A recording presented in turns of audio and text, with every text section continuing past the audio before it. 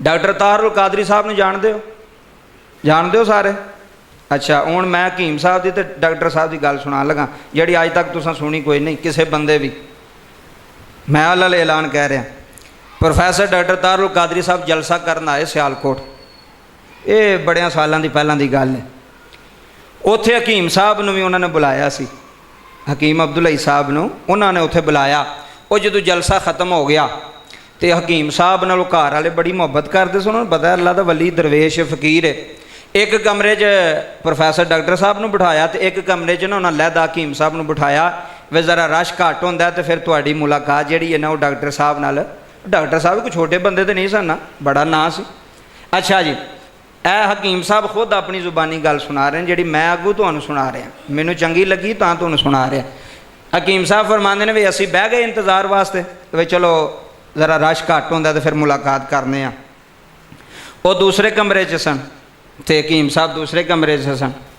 तो हकीम साहब कहते हैं जो रश घट होया ना, आप फरमाते ने भी बंदियां वाली गल वेखी है डॉक्टर ताहरुल कादरी जसा, बंदियां वाली गल, मर्दां वाली गल वेखी है। उन्हें कहा जोरो कड़ी, उन्हें कहा जी जो रश घट होया तो असीं मिलन चले तो किसी ने दसिया भी हकीम साहब ने साढ़े अब्दुल हई साहब सियाल को आपका भी नाम बड़ा सी तो वो तुहानूं मिलना चाहते हैं।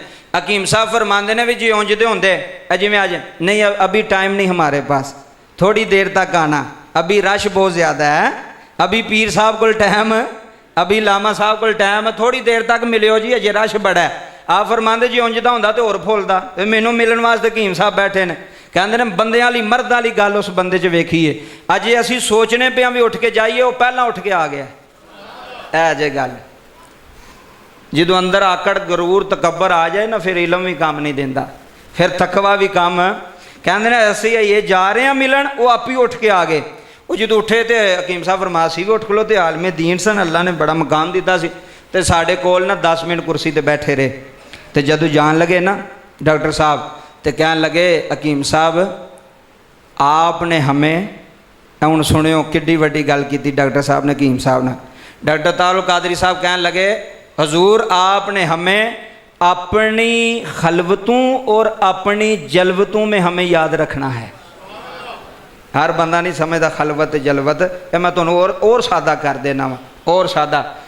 डॉक्टर साहब कह लगे हजूर सानू अपनी तन्हाई विच तो जदों बंदियां च बैठे होवो सानू दोवां जगह ते याद रखना जी। याद रखने का की मतलब, साढ़े वास्ते दुआ करियो, की करियो, की करियो। हकीम साहब फरमांदे ने बंदियां वाली गल वेखी, उस बंदे से मर्दां वाली गल वेखी। गरूर तकबर ये बंदे नूं लै डुबदा है, ये बंदे नूं खत्म कर दिंदा है। किसे दा भी होवे, ओहदे दा होवे वो भी लै डुबदा है, पैसे दा होवे वो भी लै डुबदा, गड्डी दा होवे वो भी लै डुबदा। वड्डी गड्डी वाला जिहड़ा लैंड क्रोजर वाला वो समझदा भी जिहड़ा वे सुजुकी ते जिहड़ा बैठा है ना मेहरान ते या सुजुकी ते, ये कुछ भी नहीं, ये साढ़े अगे की है। तो जिहड़ा सुजुकी वाला वो समझदा भी है जिहड़ा 1 to 5 ते जांदा ये की है साढ़े अगे। तो जिहड़ा 1 to 5 वाला वो साइकिल वाले नूं समझदा भी ये तो कई मोया मरिया, मेरे को 1 to 5 ते 3.5 लाख की ये 14,000 की साइकिल लैके तो मेरे अगे अगे पे पहुंचदा, इहदी किवें जरूरत। फिर जान के टी टी करनगे भी पता लगे असीं गड्डी च बैठे हैं, असीं आला चीज़ ते बैठे हैं।